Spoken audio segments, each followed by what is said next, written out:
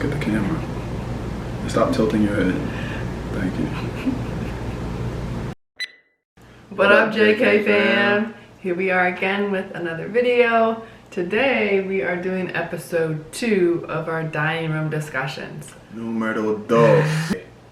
But before we get started, if you haven't subscribed to our channel already, please make sure you subscribe. If you like the video at any point, please make sure you hit that like button and comment along the way because we love reading your guys' feedback.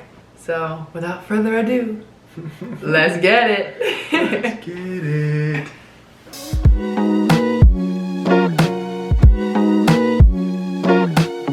Alright y'all, so we're back with another episode of Dining Room Discussions. Yep. Number 2. Alright, and we're actually really excited about this series, man, because vlogging is very taxing. Yes. And this, we just get to prop up the camera and talk about something that we feel is special to our lives and prevalent in the world right now. So this topic is about the reality of 2020. And the reason why we wanted to talk about this is because most people, when they have an outlook on 2020, it's very negative. It's very grim, it's bleak. It's a very dark spirit when people think about what happened in 2020. And we just wanted to talk about that. I mean, a lot has happened in 2020, like deaths of family members and celebrities. COVID happened, you know, like a lot has happened. Yep. In addition to that, to add on to her list, we've had a heightened sense of racial and social injustices in our country. That's never been like this before. We've had very controversial presidency that happened this year. A lot of things, man, and I don't want to just throw out a bunch of topics because if we talked about all of them, this video would be an hour long. Yeah, endless. So we just want to kind of touch and move, you know, on each subject. But when you think of 2020, what negative things hit you the most? Like, what causes you to think the most about, dang, this was bad in 2020? Yeah. I mean, the first thing that comes to my mind is just COVID. You know, not being able to do a lot. It honestly hurts me because I can't do a lot with Bryson, my 1-year-old, because, you know, I don't want him, you know, to catch COVID. I don't want us to catch COVID. I don't want to get sick or put anybody else at risk. So we haven't been doing a lot with him, like just a lot in the house. That kind of is hard, you know, like I've had a few deaths in my family as well from COVID, and this kind of hits hard. A lot, like COVID has changed our lives tremendously. For sure. Me being a teacher, not being able to be with my students in person, you know, I have to teach to them through a computer screen. Yeah, so. Yep, and I agree with you. I think when we think about COVID really took away the ability to relate and share experiences with others outside of the home. You still had the opportunity to share with people inside of your home, but a lot of people truly look forward to relationships and experiences outside of the home, right? And that actually led to a surge in people having mental issues and emotional issues and depression and anxiety, and you know, so a lot came with COVID, man. And that's just talking about the relational aspect of it, dynamic. Like if we're talking practically, like what did COVID do practically that stands out to you immediately? I know for us, like we had a financial hit with COVID. People lost their jobs. Just people weren't able to go out and do much. And just the constant fear of COVID stepping outside your house. Right. It's been a lot. Yep. And it's like, to touch on what you were just saying, it's almost like there was always a dark cloud or weight over you every time you stepped out of your crib, like, dang, I could get this virus. Yeah. And I agree with you. The loss of money and jobs and ways of life and just everything, man. COVID really changed the dynamic of a lot of things. And we're going to talk about what we think COVID did positively also in a few minutes, but COVID was a huge thing, man. COVID really stressed people out.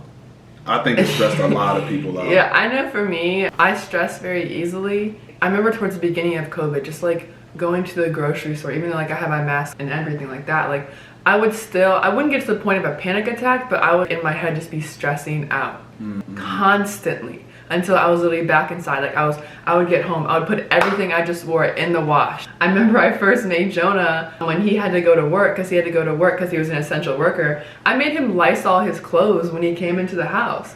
Because at that point, like, we didn't know much about COVID, and like I was just constantly stressing out. Yep. So, and you're not alone. Like a lot of people were in that place. Yeah. COVID was a major one and a very obvious one. But what else in 2020 do you feel like really caused people to hurt and grieve? Yeah. What do you think? I think definitely the loss of celebrities and loved ones.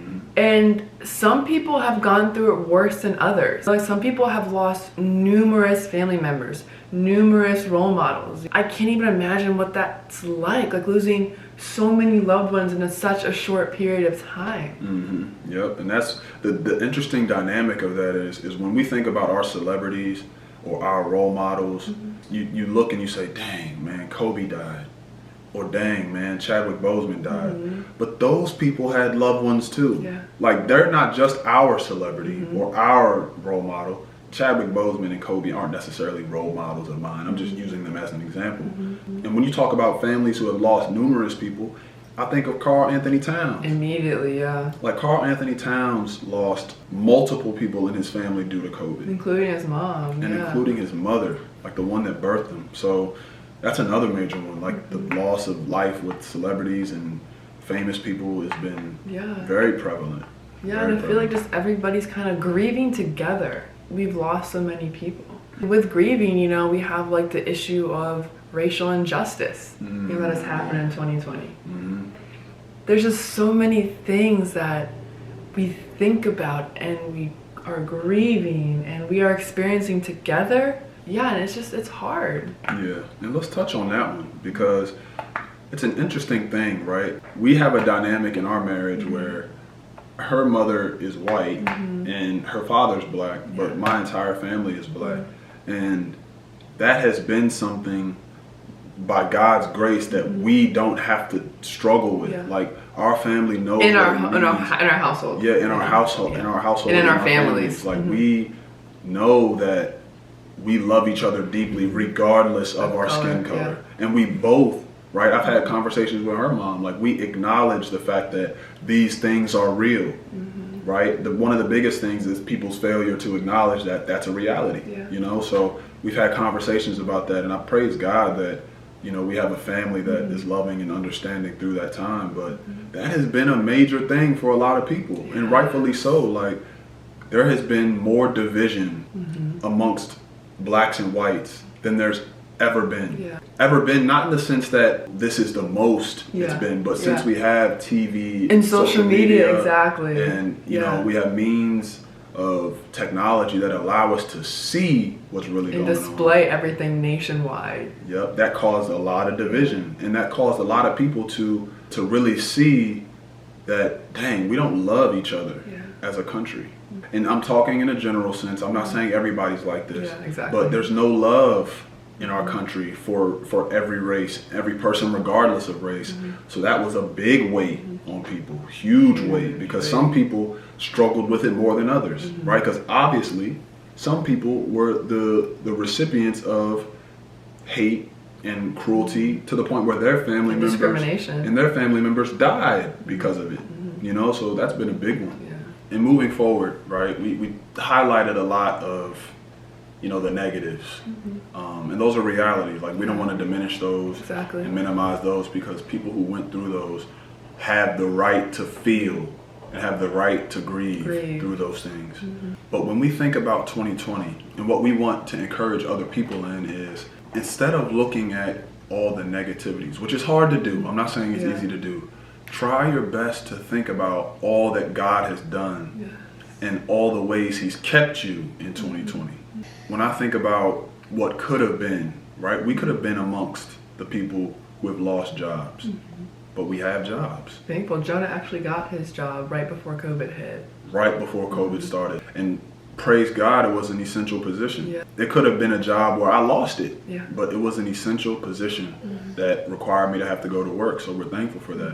What other positives, you know, did we experience during COVID? I mean, me like being able to teach from home ever since I think it was like March. I really have gotten to spend time with the kids and with Jonah, and I really get to build into them more. Raylan's over here smiling at me. But I've really gotten to build into them more. And that's been awesome, you know, really building into our marriage, our relationship, spending time with family and loved ones. Yep.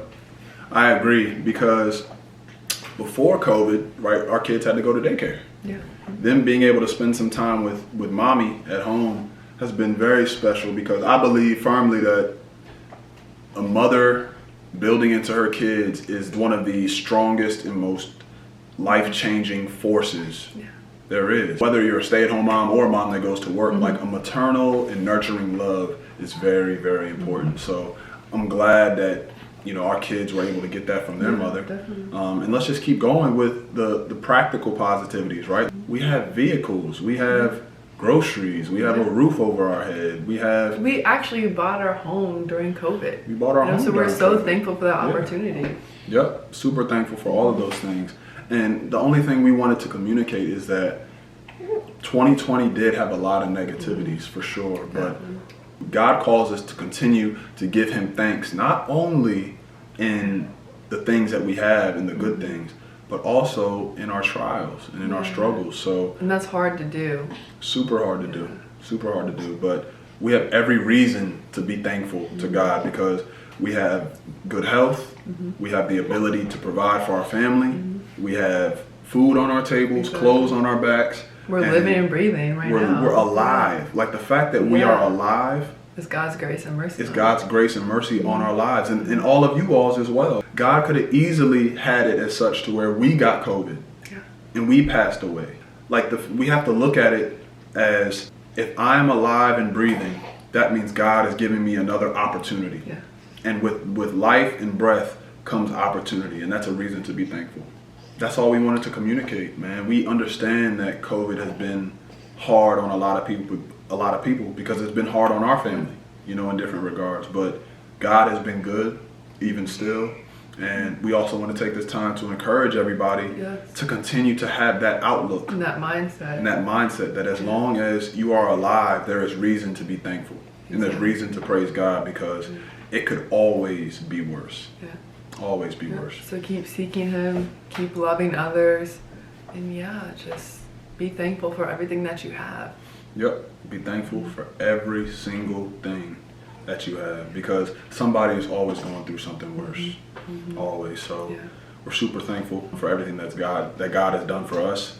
And that's where we're going to end this video. You know, we just wanted to encourage y'all real quick, because it has been a down year, but there are so many reasons to still be thankful and to praise God. So if you like this video at all,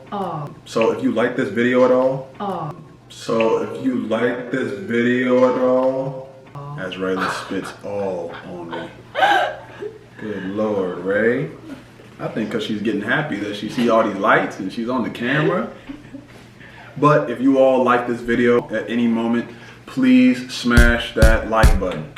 Smash it. All right. If you're new to this channel, please hit that subscribe button and join the JK fam as we keep walking on this journey that we call life. And if you have a comment about anything we said, agree, disagree, video suggestions, anything, please drop a comment below, and we'll be looking at those and giving feedback on those. What do you gotta say though? Oh, I be forgetting this, man, because we try to live by it, but I forget to say it.